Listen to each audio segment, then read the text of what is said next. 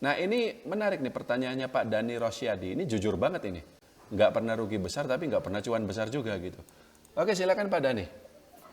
Halo, Iya Pak Dani silakan. kedengaran Pak? Kedengaran silakan Pak. Iya, iya Pak. Ya, jadi mengulang yang saya tulis, saya udah invest dari 2014. Ya. Itu setelah saya lihat-lihat, saya catat ya rugi besar yang sampai bikin anjlok tuh nggak pernah banget. Tapi juga cuan, Alhamdulillah. ya Oke. alhamdulillah. Tapi cuan yang maksudnya meningkatkan, kan tujuannya kita meningkatkan kapital kita di saham itu juga saya paling setahun mungkin 5%, 6%, terus kadang-kadang rugi lagi dan top up. Kebanyakan dana nambah itu gara-gara hasil top up sebenarnya. Nah, kalau gitu kan nggak sustainable, Pak ya. Terus kalau saya lihat juga pemilihan saya itu kan konservatif juga. Pernah saya cuan di ASI, sekarang lagi rugi, lagi apa floating loss di ASI. Big Bang juga pernah cuan, terus ya poultry pernah, terus nanti balik lagi gitu. Kayak sekarang consumer saya pernah cuan di Unilever, terus sekarang minus lagi. Nah, itu kira-kira gimana Pak ya maksudnya biar maksudnya bisa meniru Pak Teguh gitu. Meniru Yang saya apa ya? apa Saya kan rugi juga sama. ya Oke. maksudnya bagaimana kita bisa mengembangkan valuasi portofolio kita dengan konsisten gitu Pak? Apa ada kesalahan Oke. atau hal-hal yang belum saya lakukan gitu mungkin? Oke, saya jelaskan ya. Eh, ada dua hal Pak Dani. Pertama, kondisi pasarnya. Jadi begini, kalau kita bicara jangka pendek, awal tahun 2021 sampai sekarang kan pasar lagi turun. Betul. Tapi kalau kita bicara 5 tahun terakhir atau bahkan 10 tahun terakhir, sama aja pasar kita tuh lagi udah lesu dari dulu gitu loh. Kita bandingkan dengan satu dekade sebelumnya. Antara tahun 2000 sampai 2010 ya. IHSG kita itu naiknya luar biasa. Pada tahun 2000 itu IHSG kita itu cuma 400 kalau nggak salah. Enggak 400, sekitar 500 atau 600 lah. Lalu pada tahun 2010, meskipun di 2008-nya sempat crash ya, 2008-nya sempat crash, tapi dia dengan cepat naik lagi, dan pada tahun 2010 itu sudah 2.500. Artinya, dalam waktu 10 tahun, IHSG naik 5 kali lipat, Pak. Dan kalau IHSG naiknya setinggi itu, saham-saham naiknya lebih tinggi lagi. Makanya kan kita dengar ceritanya Pak Lo Keng Hong beli United Tractors ya, di harga 400 dia naik sampai 5.000. MBAI di harga, saya lupa harga berapa, naik sampai berapa. Gajah Tunggal waktu itu Pak Keng Hong beli di harga 200, naik sampai 3.000 dan seterusnya. Memang masa-masa tahun 2000 sampai 2010 ini masa-masa yang keemasan lah. Seiring dengan waktu itu Indonesia juga lagi maju-majunya, lagi momentum pemulihan ekonomi pasca krisis moneter di tahun 98-nya. Tahun 2000 Indonesia kita masih sangat-sangat terbelakang, masih benar-benar negara berkembang, tapi mulai tahun 2010 itu kita udah mulai ada arah-arah menjadi negara maju lah. Belum, tapi sudah ada arah-arah ke situ.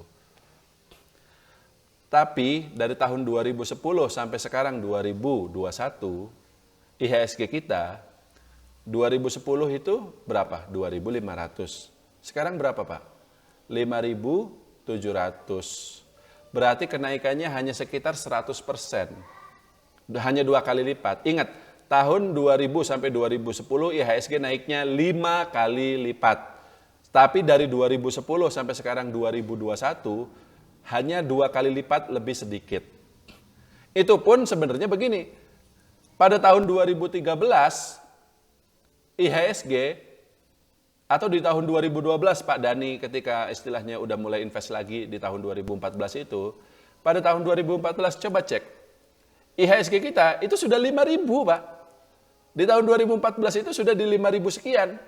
Jadi kalau dihitungnya dari tahun 2014 itu sampai hari ini, IHSG kita jalan di tempat.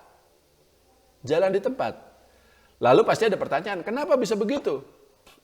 Kenapa dalam periode yang sama Dow Jones terbang terus, kok kita nggak kemana-mana?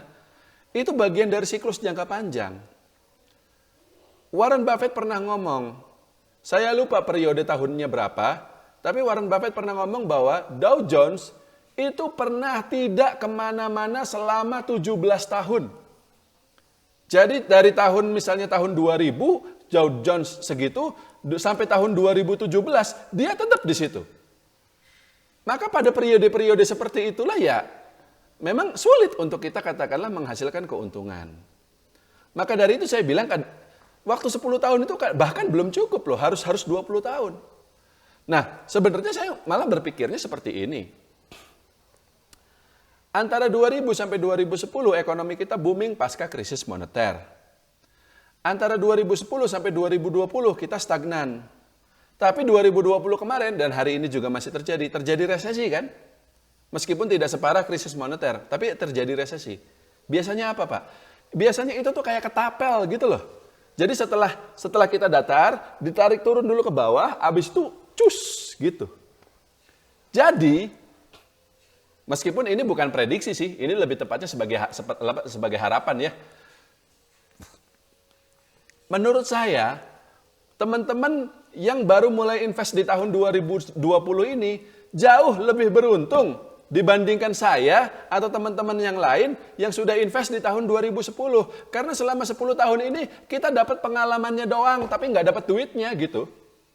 Jujur aja, memang kayak saya untung, betul. Selama ini untung, tapi teman-teman yang lain lebih banyak yang rugi. Dan termasuk tadi Pak Dhani bilang, selama ini hasilnya tidak terlalu bagus gitu ya. Dari tahun 2014. Meskipun tidak pernah ada rugi yang gede-gede juga, tapi ya 2014 kan udah cukup lama Pak Dhani, betul ya? Udah lebih dari 7 tahun. Kalau hasilnya masih segitu-gitu aja kan capek juga gitu kan. Ya Kalau kan? saya lihat dari bunga deposito sebenarnya kalah dari investasi Betul, saya. Tapi penjelasannya ya karena itu tadi yang saya sebutkan. Karena kondisi pasarnya dalam 1 dekade terakhir ini kurang bagus. Tapi harapan saya dalam 1 dekade berikutnya sampai 2030 nanti ya. Ingat sekali lagi kita bicaranya jangka panjang. Pada tahun 2000 saya kasih tahu Bapak Ibu sekalian. Tidak ada seorang pun yang memprediksi bahwa pada tahun 2010-nya itu Indonesia bakal lebih maju, GDP lebih tinggi dan segala macam. Kenapa? 2000 itu juga kita masih ribut masalah politik loh. Waktu itu kan presidennya itu Gus Dur kalau nggak salah. Ya kan, masih ya boro-boro mikir ekonomi lah. Nah sekarang kan secara politik juga kita sudah lebih stabil dibanding sebelumnya. Jadi tinggal nunggu pembangunannya saja. 2030 harusnya kita udah jadi pada sultan semua lah mudah-mudahan. Seperti itu ya. Kalau sekarang sih ya jujur aja 10 tahun ini juga saya dapat capeknya doang. Tapi nggak dapat cuan. Ya dapat tapi ya belum seperti Pak Lokeng Hong gitu yang sekarang udah kalau beli saham itu langsung jadi berita di mana-mana gitu kan. Namanya nongol di laporan keuangan. Itu kan cita-cita semua orang, Pak. Saya juga pengen lah kalau seperti itu gitu kan. Dibikin berita Pak Lokeng Hong dapat THR 17 miliar dari Petrosi. Saya dapat dividen paling cuma 100.000 misalnya kayak gitu ya. Buat apa sih gitu. Nah, tapi itu satu, Pak. Memang 10 tahun terakhir ini kondisinya nggak bagus. Kedua, kalau Bapak Ibu ikutin saya punya program e-book market planning ya, di mana di situ saya juga secara terbuka memperlihatkan kinerja portofolio. Nilai portofolio awalnya itu kan 1 miliar pada awal tahun 2020 kemarin. 1 miliar kurang sih, 991 juta rupiah. Waktu itu ketika terjadi market crash pada bulan Maret 2020, IHSG turun hampir 30%. Apa yang terjadi, Pak? Porto kami juga turun lebih dari 40%. Jadi duit yang 1 miliar itu sempat tinggal sisa 550 juta. Itu rekening cermin. Jadi di rekening saya yang aslinya ruginya lebih gede lagi. Itu adalah masa-masa di mana saya udah nggak bisa ngomong apa-apa lagi juga sama istri. Karena hasil jerih payah saya selama 10 tahun tinggal sisa separohnya waktu itu. Jadi kalau teman-teman rugi, saya juga waktu itu rugi. Nah, tapi sekali lagi kalau teman-teman ngikutin kinerja portofolio saya ketika itu ya, kan naik tuh, naik sampai akhirnya pada akhir tahun 2020 kita sudah balik modal. Pada tahun 2020 itu nilai porto di rekening cermin yang saya tunjukkan di e-book market planning itu 1 miliar 73 juta. Sudah termasuk dividen. Ingat, IHSG meskipun di bulan November, Oktober, November, Desember naik, termasuk di Januarinya juga naik. Tapi secara keseluruhan untuk tahun 2020 itu dihitung dari awal tahun IHSG masih minus 5,1%. Tapi kinerja kita waktu itu meskipun sempat berdarah-darah, hancur lebur, dan itu adalah rugi terbesar sepanjang karir saya di pasar modal, tidak hanya dari sisi persentase tapi juga dari sisi rupiah. Karena ingat dulu ketika saya pertama kali main saham, nggak pegang duit miliar-miliar begitu. Duit kita cuma 5 juta, duit kita cuma 10 juta waktu itu. Jadi secara persentase besar, secara rupiahnya pun besar. Beban psikologisnya luar biasa besar ketika itu. Tapi kita sukses bertahan, dan kita sekarang udah profit. Dan untuk tahun 2021 ini pun, meskipun IHSG kemarin turun, kita masih profit. Anda boleh lihat, kita masih nilai portofolio terakhir itu 1 miliar 183 juta. Masih profit 10%. Ketika IHSG masih negatif. Kenapa? Kenapa bisa begitu? Satu ya karena kita mengerjakan analisa, dan kedua ini yang saya pikir krusial. Saya itu berani cut loss, Pak. Saya itu berani cut loss. Pada bulan Maret 2020, setahun yang lalu, saya itu salah satu saham yang nyangkut itu apa? Sampurna. HM Sampurna. Saya beli di harga 2.200. Dia turun sampai 1.200, saya diamin aja. Begitu dia naik, ini kita sekali lagi bicara pengalaman. Begitu dia naik sampai 1.900, posisinya masih nyangkut kan? Karena modal saya di 2.200. Tapi ketika dia naik sampai 1.900, beberapa bulan kemudian, setelah bulan Maret 2020 itu, saya jual. Saya cut loss. Rugi. Kita misalnya beli 100 juta, tinggal sisa 80 juta. Kenapa saya jual? Padahal belum balik modal. Karena waktu itu Sampurna ada force majeure. Pabriknya ditutup karena ada karyawannya yang positif COVID. Jadi saya pikir ini bakal berkepanjangan karena pemerintah kita cerewet sekali untuk masalah COVID ini. Satu aja orang yang positif langsung ditutup semuanya. Sekarang sih udah mulai beroperasi lagi ya. Tapi ketika pabrik tidak beroperasi, apalagi untuk produksi rokok, ya otomatis volume produksi berkurang, pendapatan berkurang, udah gitu ada masalah cukai dan seterusnya. Rugi, Pak, dan itu salah satu rugi terbesar dalam karir saya di pasar modal. Tapi saya menguatkan diri gitu loh. Nggak gampang untuk jual cut loss apalagi dengan rugi sebesar itu. Apalagi untuk saham yang kita pikir risikonya rendah. Sampurna itu kan bukan gorengan nggak jelas, ya nggak? Tapi waktu itu saya jual dan saya bilang ke semua orang saya jual. Apa yang dilakukan teman-teman member saya? Mereka tetap hold. Nggak mau ikutan jual. Gini loh, saya tuh selalu prinsipnya begini ke member-member saya itu. Kalau Bapak untung, kalau saya untung, Bapak untung. Tapi kalau Bapak rugi, sama saya rugi juga gitu. Nggak seperti katakanlah orang lain yang katakanlah nggak tahu dia ikut beli atau enggak, dia cuma ngasih rekomendasi doang. Saya enggak. Saya nggak ngasih rekomendasi juga, saya ngasih tahu nih, saya beli saham ini, saya beli saham itu. Kalau Bapak ikut beli, maka kalau Bapak untung, ya saya untung. Tapi kalau Bapak rugi, saya rugi juga. Gitu. Tapi ketika waktu itu saya banyak cut loss, banyak member-member saya nggak mau ikut karena nggak tega, nggak berani, nggak kuat. Ruginya udah terlalu besar. Sama saya bilang, saya juga ruginya sangat besar, tapi saya berani, saya kuat. Hasilnya duit dari cut loss itu nggak cuma HMSP, Pak. Saya waktu itu cut loss di Bank BNI, saya waktu itu cut loss di banyak lah. Cut loss gitu ya. Ya konstruksi juga waktu itu saya beli PTPP di 1.100, saya jual di 900 waktu itu kalau nggak salah. Kemudian duit hasil cut loss ini saya belikan saham-saham lain yang memang kita anggap bagus, prospeknya bagus segala macam, naik. Nah ini perbedaannya saya pikir ya. Ketika akhirnya kita balik multi bagger lagi segala macam lagi di saham-saham yang memang istilahnya kita udah pada bagus ya. Nah teman-teman yang lain siapapun itu, member saya atau bukan, masih megang Sampurna sampai hari ini. Sedangkan Sampurna turun lagi karena memang kinerjanya jelek gitu. Itu perbedaan mendasarnya saya pikir. Jadi banyak orang itu tidak berani, tidak tega cut loss. Bisa banyak faktor karena memang ruginya terlalu besar. Atau yang kedua yang sering juga terjadi, tidak menerapkan diversifikasi. Jadi duitnya masuk semuanya di satu saham itu doang. Kalau untungnya gede, tapi ketika gilirannya rugi, nggak berani cut loss karena duitnya masuknya terlalu banyak. Kalau saya dari dulu selalu menerapkan namanya diversifikasi. Jadi, Pak Teguh kalau gitu jadinya trading dong? Enggak. Kita tetap investasi.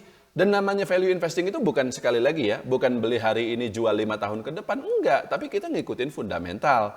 Kalau ada kinerja perusahaan tidak bagus ya kita jual. Lalu duitnya kita masuk ke saham-saham lain yang bagus dan lalu naik lagi seperti itu. Saya sudah sering nulis ini di blog. Jadi